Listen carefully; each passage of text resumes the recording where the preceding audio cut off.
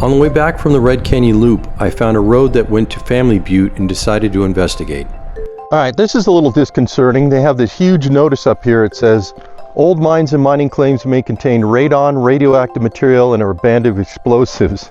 Do not touch. Report findings to the nearest BLM or sheriff's office. So I guess if I find some explosives, I'm supposed to report it. But I'm just gonna be happy if I find some mines here.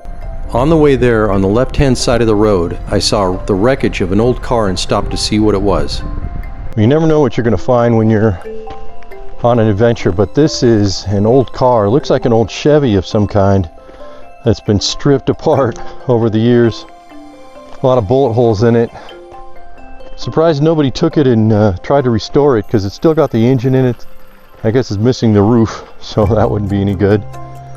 But that's pretty crazy. There's some rims. The only thing that seems to be still in normal condition is the back bumper, which is crazy. It must have been made out of something that didn't rust. But wow. Looks like something else is around here too. Maybe there was a mine here, because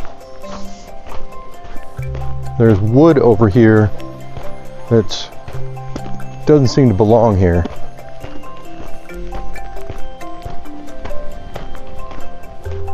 As you could see, there was some kind of a structure here, a couple of them. Some tubing pipes. I'm going to search for a mine. It looks like a mine up high on the edge of the mountain, but I can't get up there very easily, so I'm going to send a drone up and see what I can see. I have been fascinated with mines, especially gold mines, since I was a kid.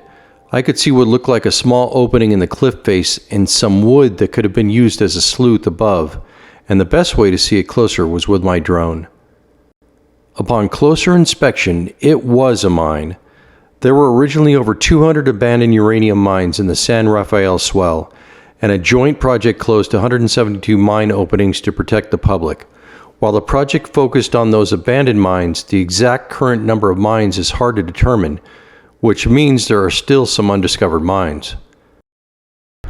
After the mine discovery, I decided to go a little further up the road to get a better view of the surrounding area. Wow. This viewpoint is incredible, and it looks like there's been people camping up here because there's a fire ring over there. But I'm going to swing around the camera here. Pretty steep cliff. It would not be a good fall down right at the edge of a butte. But this is Family Butte, or the surrounding view of Family Butte. And you do need a four-wheel drive vehicle to get up here. It was a very rough road, lots of loose rock and ditches and stuff like that. So if you're coming up here, it's not Toyota Prius friendly. But wow, what an amazing view if you have a four-wheel drive vehicle and you get up here. Absolutely stunning, as you could see, in all different directions.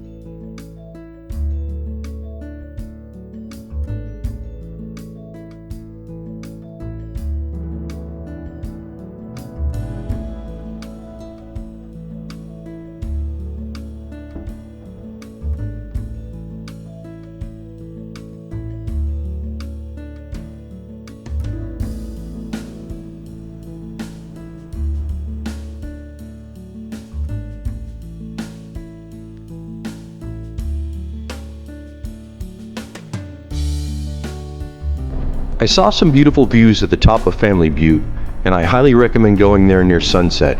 But I was getting hungry, and with the day getting late, I decided to get back to my base camp to make a chili dog for dinner and get my Insta360 X5 camera ready for a star lapse. All right. Tonight is going to be an amazing night, once in a lifetime night. I'm in the middle of nowhere, and then one of the darkest places on Earth, and there's no moon, and there's going to be a meteor shower and possibly a comet visible in the sky.